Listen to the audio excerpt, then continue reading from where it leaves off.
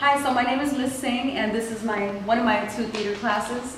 I've been teaching theater at Richmond Hill since 2006, and it's been a wild ride as far as, changes within the school and having to write out those changes. Richmond Hill High School Theater Department is known mostly for having organic plays. In other words, we don't license already known plays like Grease or Little Shop of Horrors. Instead, what the tradition is that we write our own original material. So what I would do as a theater teacher is that every time I get a new flock of characters, of students in my theater class, I just sort of observe them, and then I go home and think about a play that would encapsulate their personalities and bring out their acting skills. So for example, Brianna is very talented in playing pained characters, like characters that are going through hurt and anguish, and she shows it very, very nicely in her face and in her actions, and she can portray it in her voice as well.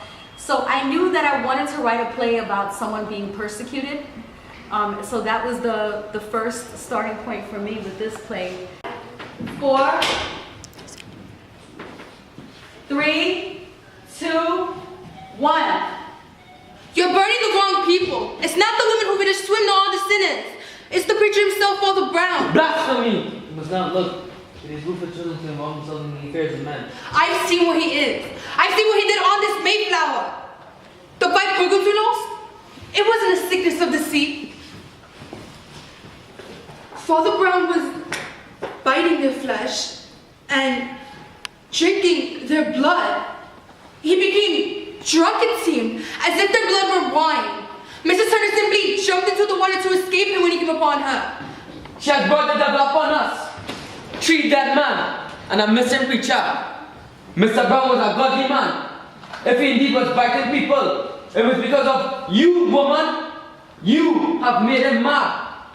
You have driven him to consume your blood. He is a vampire. There's no such thing. You have used your pagan magic to make him mad, and his soul can still be saved. Not yours, you ungodly woman. But I'm not a Wiccan. I'm a God-fearing woman. Let us quickly burn her before she brings God's wrath upon us. If you don't, I'll throw her over. But if you throw her over, she will swim. Devil Lovelace is a witch. She must be burned.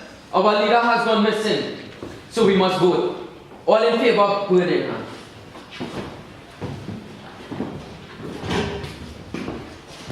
Okay, and freeze. So keep the momentum, keep the momentum. So the camera people, and I knew that with Manny's right there, Emmanuel, that he's very good at taking on an authoritarian position in his characters. So he, of course, is the husband who's basically scolding her for reading.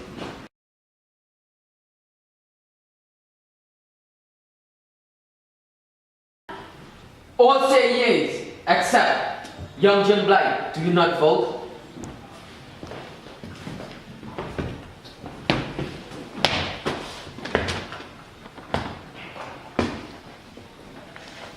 Husband, surely you believe me. You've seen it yourself. Father Brown kneeling over the bloody, shivering body of little Robbie Harley. Remember? She lies. She has a book in her possession. Spells and potions to defeat vampires.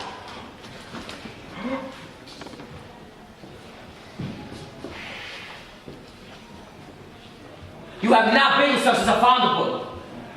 You disobeyed and lied to me. You have indeed. I saw you. You're ashamed. It is only the devil that can have room for such notions as your head. Sin shall burn. Okay, what, freeze? And another reason why I wrote this piece is because I always like my plays to reflect what's socially conscious, what's going on in the world. And right now it's all about the Me Too movement and women standing up finally after being persecuted in many different ways. So the play, if you notice from the footage, it's about a woman, Deborah Lovelace, that's Brianna again, who's being persecuted because her husband caught her reading. And back in the days of Salem, it takes place in actually Plymouth, Massachusetts. I'm sorry, on the Mayflower ship. So women were usually burned. They were accused of being witches if they had skills like reading and swimming and other things of that matter. So I wanted to capture the cruelty that is possible within human nature. And I hope that we did a good job at that. That's part of the reason why I had it. Tell me your character's name again. Kathleen Hobbs. Kathleen Hobbs was another character on the ship that you may have noticed very disturbingly has a baby in her hands. And we purposely did that because we wanted to show how ugly human beings can be. So while holding a baby, she's yelling out, "Burn her." So we wanted to juxtapose that ugliness of human nature.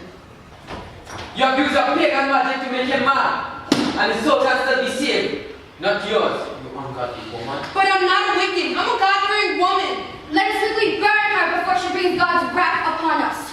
If you don't, I'll throw her over. But if you throw her over, she will swim. Devil Lovelace is a witch. She must be wounded.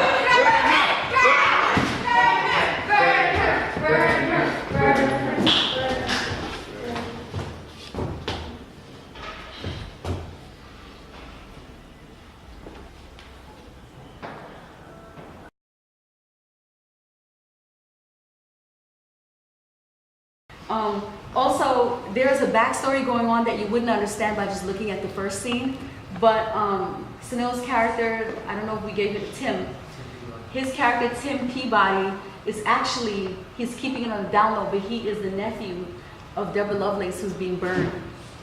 So when she was holding out the book and she didn't want this character here, tell me your name again, your character's name? Young John Green. Young John Green. She did a good job of playing the little boy. She has this squeaky voice and everything. She was trying to save the book from being taken from her. And the reason she was doing that is, the reason he was reacting the way he did, Tim Peabody, is because the book belonged to his mother, who is her sister. So there was a backstory to it. All in favor of winning her.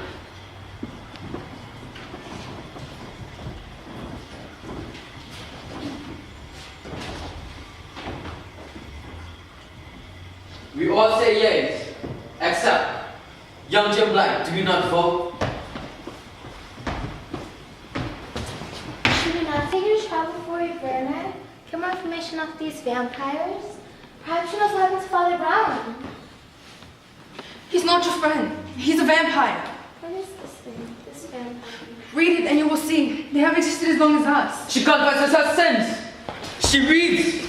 She's of the devil's army. Do not destroy the book.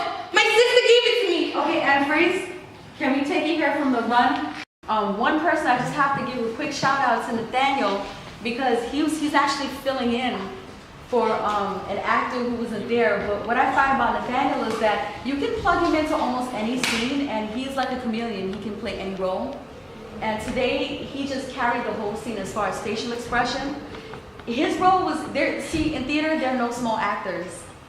His role was important because if the minor actors on the stage did not react with their faces, then it wouldn't have been as intense and important. So it was important that he reacted the way he did, because the way the minor characters reacted gave the audience a cue for how they should feel.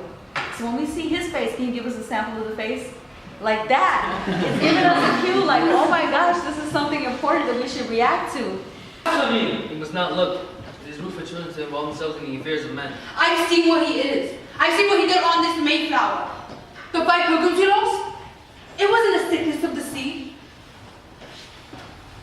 Father Brown was biting the flesh and drinking their blood. He became drunk, it seemed, as if their blood were wine. Mrs. Turner simply jumped into the water to escape him when he came upon her. She has brought the devil upon us. 3 dead men and a missing preacher. Mr. Brown was a godly man. If he indeed was biting people, it was because of you, woman. You have made him mad. You have driven him to consume their blood. He is a vampire. There are no such thing as vampires. You have used your pagan magic to make him mad. Karan Bear is a wrestler when he's not in school. He's very serious about his wrestling. And he brought that kind of brolic feel to the scene. We needed that. He was one of the people who wrestled her down. Chris and Sunil are actually very, very good friends, and they embody that in the friendship, you know, on the boat. They're supposed to be the same age group.